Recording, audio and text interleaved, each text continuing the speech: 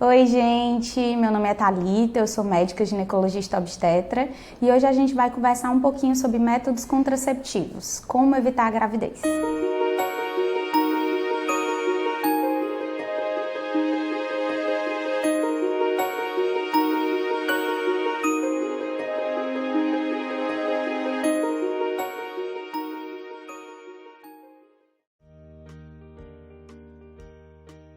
Dentre os métodos de barreira, temos também os DIUs, os famosos DIUs, que hoje em dia muita gente opta por ele como um método contraceptivo. A gente tem dois considerados exclusivamente de barreira, que é o de cobre e prata, e temos também o medicamentoso, que é com base de progesterona, certo? Falando um pouquinho dos exclusivamente de barreira, temos o de cobre, que é esse aqui, certo?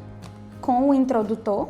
Ele fica bem posicionado dentro do útero e a função dele, como ele age? O cobre gera uma reação inflamatória local no endométrio e torna o ambiente hostil para quando o espermatozoide vai ascender no colo do útero e útero, certo? Então essa reação inflamatória local faz com que haja uma mudança do ambiente e não deixe ele propício tanto para a ascensão do espermatozoide, como se porventura algum espermatozoide passe e chegue a anidar com o ovócito, gerando o ovócito 2, que geraria um bebê, ele não vai conseguir se implantar. Ah, doutora, mas ele é um método abortivo? Não, ele não é considerado um método abortivo. Isso é muito importante que fique claro, porque há ainda alguma cultura que diz que o DIU é abortivo e ele não é um método abortivo, porque não chega a ocorrer nidação, certo? Se não chega a ocorrer nidação, então não há abortamento, tá? Simplesmente não gera gestação. Temos também, além do DIU de cobre, a gente tem o DIU de prata. O DIU de prata não significa que ele seja exclusivamente prata, certo? Ele foi criado há algum tempo, só não era conhecido no Brasil, mas em outros países já era bem conhecido, para estabilização do cobre. O fio de prata fica junto com o cobre e aí ele faz a estabilização da fragmentação do cobre. O que é que isso significa, doutora? Dentro do útero, a gente tem o endométrio, que é a parte interna do útero. É aonde fica o T de cobre, certo? O de prata, ele é um Yzinho. Ele não é especificamente um T, como esse aqui que vocês estão vendo, de cobre. Ele é um Y. O que é que ele vai fazer? Ele vai estabilizar a fragmentação do cobre, vai fazer com que a secreção, os fluidos que são criados aqui dentro, não solte pequenos fragmentos de cobre.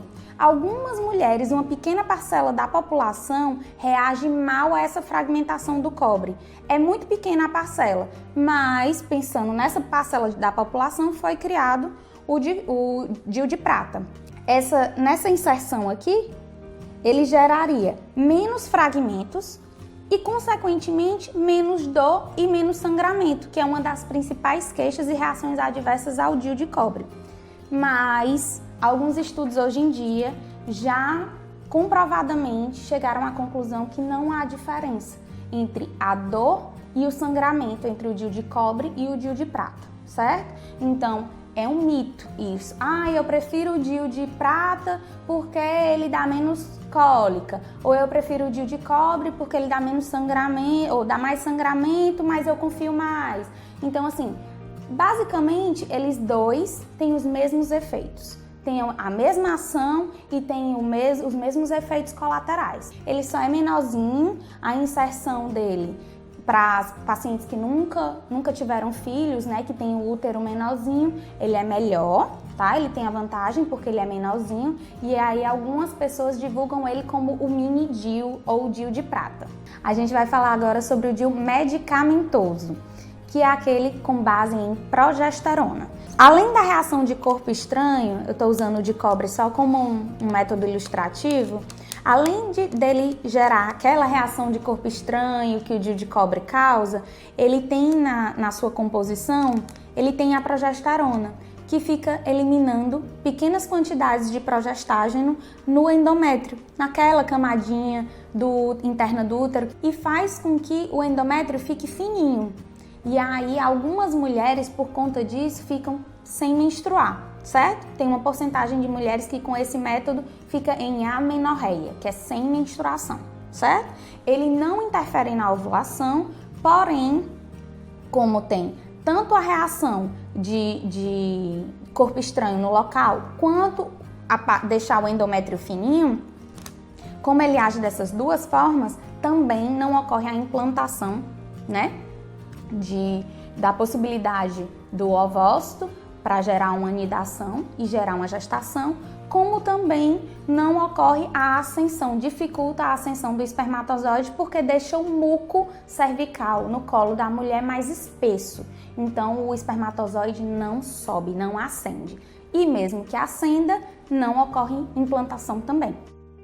Algumas dúvidas sobre o Mirena são sobre os efeitos dele na pele, no cabelo, sobre os grupos que não poderiam usá-lo.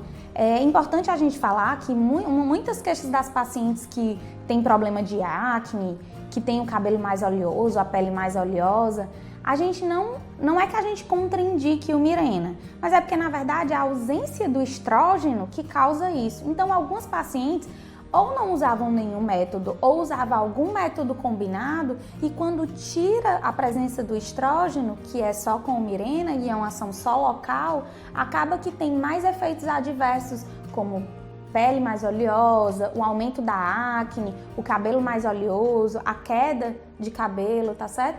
Mas isso é um mito, isso não é verdade. Não é que os métodos à base de progesterona, não só o Mirena, como todos os outros que a gente tem no mercado à base de progesterona, não causam esses efeitos adversos, tá certo? Já é comprovado isso. É, na verdade, a ausência do estrógeno, que seja qual for o motivo, você optou por não ter o estrógeno, né, artificialmente na sua vida, que a ausência dele que causa esses efeitos colaterais. Então é muito importante a gente falar isso. E conversando sobre a camisinha, que é um método de barreira, a gente não pode esquecer do grande efeito benéfico dela, né, na prevenção das doenças sexualmente transmissíveis.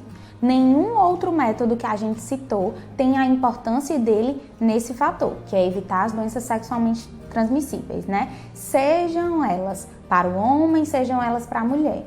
Tem também a camisinha feminina, que não é tão usada hoje em dia, mas que deve e merece ser usada pela mulher. Não é uma desculpa, porque meu parceiro não quis usar. Não caia nessa, certo? A gente precisa criar conscientização da não disseminação das doenças sexualmente transmissíveis.